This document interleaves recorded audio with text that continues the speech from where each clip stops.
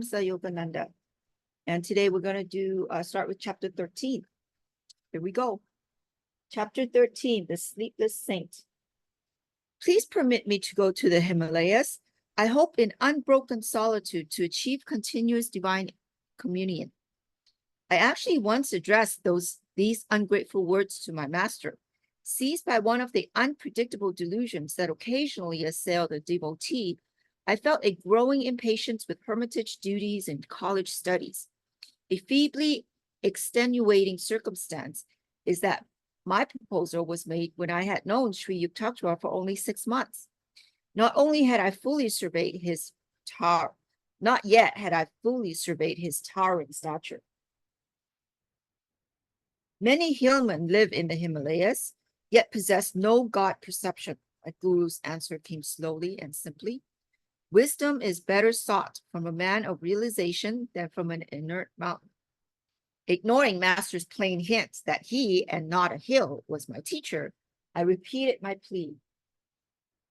Sri Yukteswar vouchsafed no reply. I took his silence for consent, a precarious but convenient interpretation. In my Calcutta home that evening, I busied myself with travel preparations. Tying a few articles out inside a blanket, I remembered a similar bundle surreptitiously dropped from my attic window a few years earlier. I wondered if this were to be another ill-starred flight toward the Himalayas. The first time my spiritual elation had been high. Tonight, my conscience smote me at the thought of leaving my guru. The following morning, I sought out Bahari Pundit, my Sanskrit professor at Scottish Church College. Sir, you have told me of your friendship with the great disciple of Lahiri Mahasaya. Please give me his address. You mean Ram Gopal Muzumdar. I call him the sleepless saint. He is always awake in an ecstatic consciousness. His home is in Rambajpur near Yukteswar. I thanked the pundit and entrained immediately for Yukteswar. I hope to silence my misgivings by getting permission from the sleepless saint to engage myself in lonely meditation in the Himalayas. Bahari Pundit, had told me that Ram Gopal had received illumination after many years of Kriya Yoga practice in isolated caves in Bengal. In Yukteswar, I made my way to a famous shrine. Hindus regard it with veneration, such as Catholics feel for the Lord's sanctuary in France. Innumerable healing miracles have occurred in Yukteswar, including one for a member of my family. I sat in the temple there for a week, my eldest aunt once told me, observing a complete fast. I prayed for the recovery of your uncle Sarada from a chronic malady. On the 7th day, I found an herb materialized in my hand. I made a brew from the leaves and gave it to your uncle.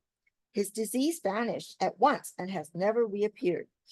I entered the sacred Yukteswar shrine. The altar contains nothing but a round stone. Its circumference, beginningless and endless, makes it aptly significant of the infinite. In India, cosmic abstractions were understood even by the unlettered peasant. In fact, Westerners have sometimes accused him of living on abstractions. My own mood at the moment was so austere that I felt disinclined to bow before the stone symbol. God should be sought, I reflected, only within the soul. I left the temple without genuflection, and I walked briskly toward the outlying village of Rambajpur. I was not sure of the way. My appeal to a passerby for information caused him to sink into long cogitation. When you come to a crossroad, turn right and keep going, he finally pronounced oracularly. Obeying the directions, I wended my way alongside the banks of a canal. Darkness fell. The outskirts of the jungle village were alive with winking fireflies and the howls of nearby jackals. The moonlight was too faint to be helpful. I stumbled on for 2 hours. Welcome clang of a cowbell. My repeated shouts eventually brought a peasant to my side. I am looking for Ram Gopal Babu. No such person lives in our village. The man's tone was surly. You are probably a lying detective. Hoping to allay suspicion in this politically troubled mind, I touchingly explained my predicament. He took me to his home and offered a hospitable welcome. Rambanchpur is far from here, he remarked. At the crossroad, you should have turned left, not right. My early informant, I thought sadly, was a definite menace to travelers. After a relishable meal, of course, after a relishable meal of coarse rice, lentil dal, and curry of potatoes and raw bananas, I retired to a small but adjourning I retired to a small hut adjoining the courtyard. In the distance, villagers were singing to the loud accompaniment of mridangas and cymbals. Sleep was inconsiderable that night. I prayed deeply to be directed to the secluded yogi, Ram Gopal. And here's a footnote on the mridangas, which is a hand-played drums, commonly used to accompany devotional chanting, kirtan, during religious ceremonies and processions.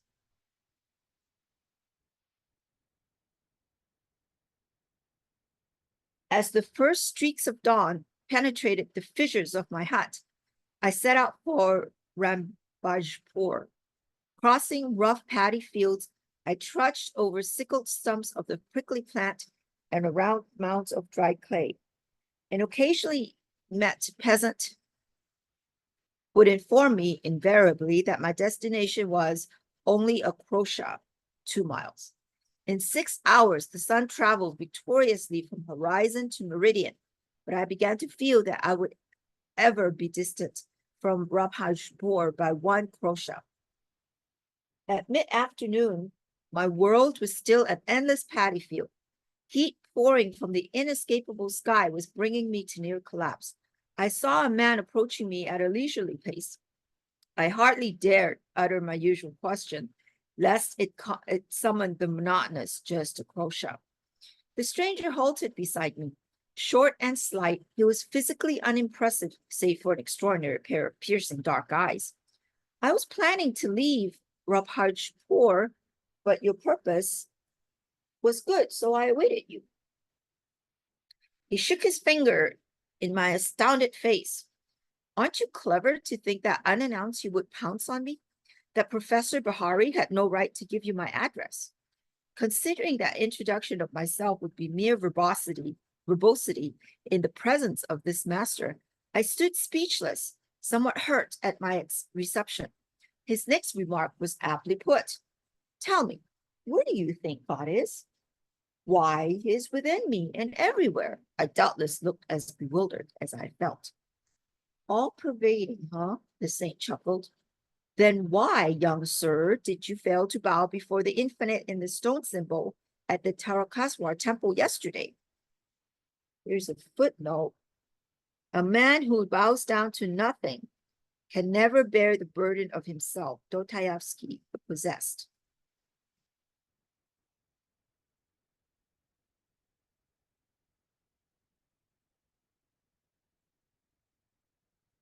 Your pride caused you the punishment of being misdirected by the passerby who was not bothered by the distinctions between left and right. Today, too, you have had a fairly uncomfortable time of it. I agreed wholeheartedly, wonder-struck that an omnipresent eye hid within the unremarkable body before me. Healing strength emanated from the yogi. I was instantly refreshed in the scorching field. The devotee inclines to think his path to God is the only way, he said.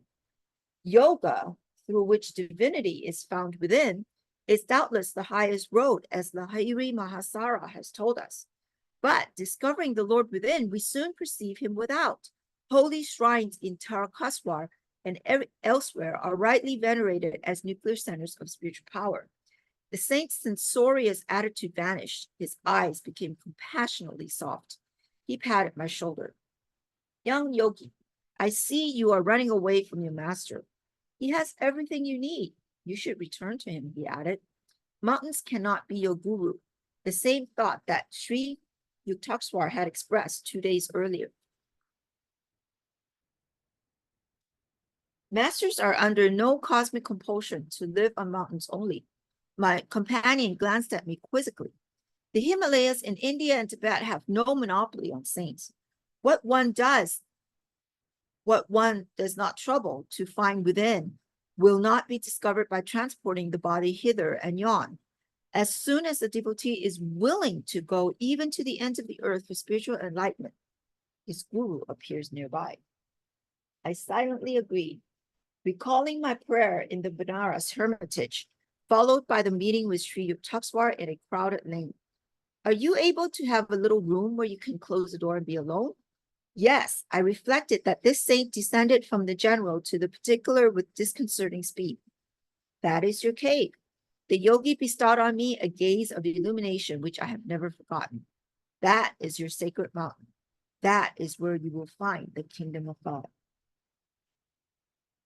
His simple words instantaneously banished my lifelong obsession for the Himalayas. In a burning paddy field, I awoke from the dream of mountains and eternal snows. Young sir, your divine thirst is laudable. I feel great love for you. Ram Kapal took my hand and led me to a quaint hamlet within a jungle clearing. The adobe houses were covered with coconut leaves and rustically adorned over their entrances with fresh tropical flowers.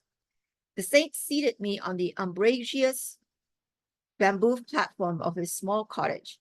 After he had given me sweetened lime juice and piece of rock candy, we entered his patio and assumed the lotus posture. 4 hours of meditation passed. I opened my eyes and saw that the moonlit figure of the yogi was still motionless. As I was sternly reminding my stomach that this man does not live by bread alone, Ram Kapal rose from his seat. I see you are famished, he said. Food will be ready soon. He kindled a fire under a clay oven on the patio. In a short time, we were eating rice and dal, served on large banana tree leaves. My host had courteously refused my aid in all cooking chores. The guest is God, a Hindu proverb, has commanded devout observance in India since time immemorial. In my later, sorry, lost my place there. In memorial. Okay, in my later world travels, I was charmed to see that a similar respect for visitors is manifested in the rural sections of many countries. The city dweller finds the keen edge of hospitality, blunted by a superabundance of strange faces.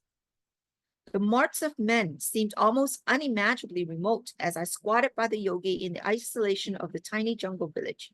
The cottage room was mysteriously lit with a mellow glow. Ram Gopal arranged some torn blankets on the floor of my bed and seated himself on a straw mat. Overwhelmed by his spiritual magnetism, I ventured a request. Sir, why don't you grant me a samadhi? Dear one, I would be glad to convey the divine contact, but it is not my place to do so. The saint looked at me with half-closed eyes. Your master will bestow that experience on you shortly. Your body is not attuned just yet. As a small lamp bulb would be shattered by excessive electrical voltage, so your nerves are unready for the cosmic current. If I gave you the infinite ecstasy right now, you would burn as though every cell were on fire. You are asking illumination from me, the yogi continued musingly. While I'm wondering, inconsiderable as I am, and with the little meditation I've done, if I have succeeded in pleasing God, what worth I may find in his eyes at the final reckoning. Sir, have you not been single-heartedly seeking God for a long time? I have not done much. Bihari must have told you something of my life.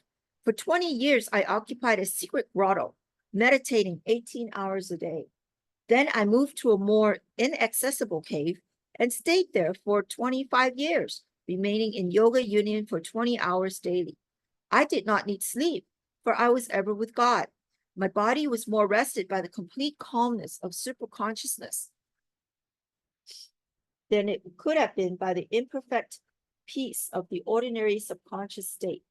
The muscles relax during sleep, but the heart, lungs, and circulatory system are constantly at work, and they get no rest. In superconsciousness, all internal organs remain in a state of suspended animation, electrified by the cosmic energy. By such means, I have found it unnecessary to sleep for years. He added, the time will come when you too will dispense with sleep. My goodness, you have meditated for so long and yet are unsure of the Lord's favor, I remarked with astonishment. Then what about us poor mortals? Well, don't you see, my dear boy, that God is eternity itself? To assume that one may fully know him by 45 years of meditation is rather a preposterous expectation. Babaji assures us, however, that even a little meditation saves us from the dire fear of death and of after-death states. Do not fix your spiritual ideal on small mountains, but hitch it to the star of unqualified divine attainment. If you work hard, you will get there. Enthralled by the prospect, I asked him for further enlightening words. He related a wondrous story of his first meeting with Lahiri Mahasaya's guru, Babaji. Here's a footnote, see pages 338 and 340 to 340. Around midnight, Ram Gopal fell into silence, and I lay down on my blankets. Closing my eyes, I saw flashes of lightning. The vast space within me was a chamber of molten light. I opened my eyes and observed the same dazzling radiance. The room became a part of the infinite vault that I was beholding with interior vision. The yogi said, why don't you go to sleep? Sir, how can I sleep when lightning is blazing around me, whether my eyes are shut or open? You are blessed to be having this experience. These spiritual radiations are not easily seen. The saint added a few words of affection. At dawn, Ram Gopal gave me rock candies and said I must depart. I felt such reluctance to bid him farewell that tears coursed down my cheeks. I will not let you go empty-handed, the yogi spoke tenderly. I will do something for you. He smiled and looked at me steadfastly. I became immobile, as though rooted to the ground. Vibrations of peace that emanated from the saint flooded my being. I was instantaneously healed of pain in my back that had been troubling me intermittently for years. Renewed, bathed in a sea of luminous joy, I wept no more.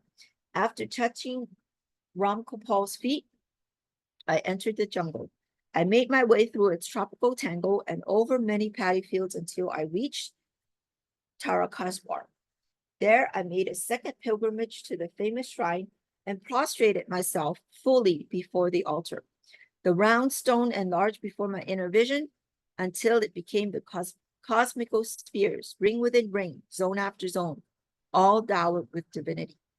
I entrained happily an hour later for Calcutta. My travels ended not in the lofty mountains, but in the Himalayan presence of my master.